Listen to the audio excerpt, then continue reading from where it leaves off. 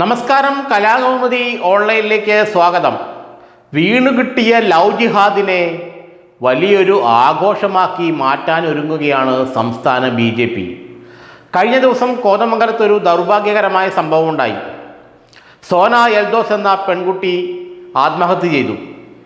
തൻ്റെ കാമുകൻ റമീസുമായിട്ടുള്ള ബന്ധം അവതാളത്തിലായതും മതം മാറ്റാൻ റമീസിൻ്റെ വീട്ടുകാർ നിർബന്ധം പിടിച്ചതും അതിനെ തുടർന്ന് ആ പെൺകുട്ടിക്ക് മർദ്ദനമേറ്റതുമൊക്കെയാണ് ആത്മഹത്യയിലേക്ക് നയിച്ചതെന്നാണ് പ്രാഥമികമായ അന്വേഷണത്തിൽ മനസ്സിലാകുന്നത്.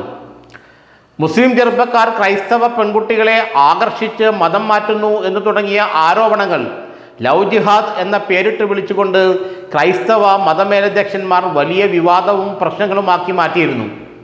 എന്നാൽ അതിനുശേഷം പിന്നീട് ആ വിഷയങ്ങളെല്ലാം അല്പം ഒന്ന് ഒതുങ്ങിയിരുന്നു.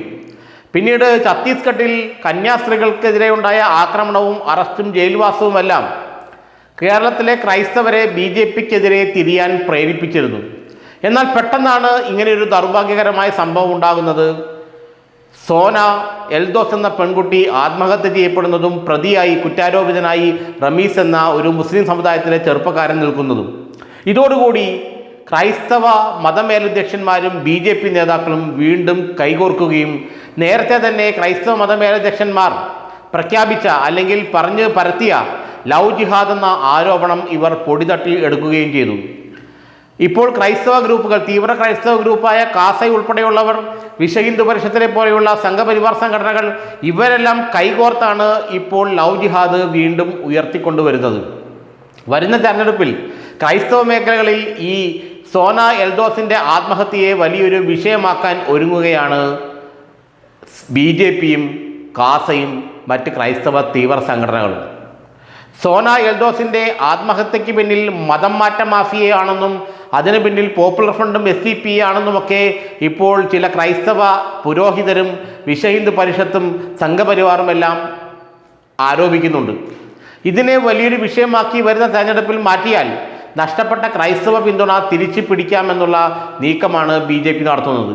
മാത്രമല്ല, ഈ വിഷയം NIAക്ക് വിടണമെന്നാവശ്യപ്പെട്ട് പെൺകുട്ടിയുടെ ആത്മഹത്യ ചെയ്ത പെൺകുട്ടിയുടെ വീട്ടുകാർ മുഖ്യമന്ത്രിക്കും DGPക്കുമെല്ലാം പരാതി നൽകിയിട്ടുണ്ട്. ഇവരെ കണ്ട് കേന്ദ്ര ആഭ്യന്തരമന്ത്രിക്കും പ്രധാനമന്ത്രിക്കും പരാതി നൽകാനുള്ള ശ്രമവും ഇപ്പോൾ BJP നേതൃത്വം നടത്തുന്നുണ്ടത്രേ.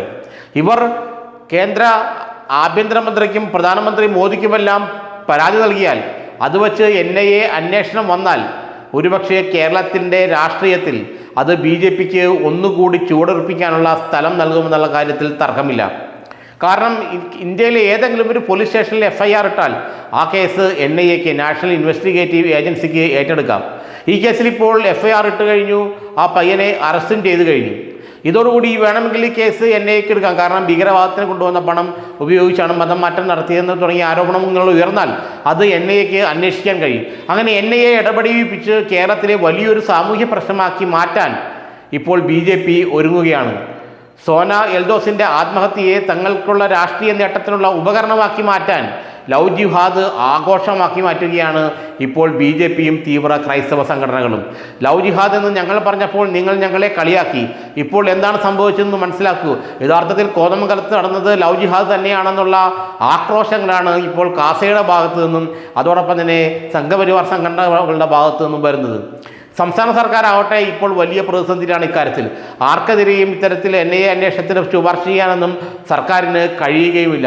ഏതായാലും പാളിപ്പോയ ലവ് ജിഹാദിന് തിരിച്ച് തങ്ങളുടെ ട്രാക്കിൽ വന്നതിൽ വളരെ സന്തോഷത്തിലാണ് BJPയും തീവ്ര ക്രൈസ്തവ സംഘടനകളും. ഇത് കൂടുതൽ വിഷയമാക്കി മാറ്റി ക്രൈസ്തവ മേഖലകളിൽ പിടിമുറുക്കാനുള്ള ശ്രമം BJP ഊർജിതമാക്കി കഴിഞ്ഞു എന്നാണ് നമുക്ക് മനസ്സിലാക്കാൻ കഴിയുന്നത്. ഏതായാലും ഒരു പാവം പെൺകുട്ടിയുടെ നിർഭാഗ്യകരമായ ആത്മഹത്യ ഒരു വലിയ രാഷ്ട്രീയ മുതലെടുപ്പിനുള്ള കേന്ദ്രമാക്കി അല്ലെങ്കിൽ ഉപകരണമാക്കി മാറുകയാണ് ഇതോടുകൂടി. വരുന്ന നിയമസഭാ തെരഞ്ഞെടുപ്പിൽ മലയോര മേഖലകളിലും ക്രൈസ്തവ മേഖലകളിലും സോന എൽദോസിൻ്റെ ആത്മഹത്യ വലിയൊരു രാഷ്ട്രീയ കൊടുങ്കാറ്റായി മാറുമെന്നാണ് BJP പറയുന്നത്. കാസ പോലുള്ള തീവ്ര ക്രൈസ്തവ സംഘടനകൾ അതിനെ അനുകൂലിക്കുകയും ചെയ്യുന്നുണ്ട്.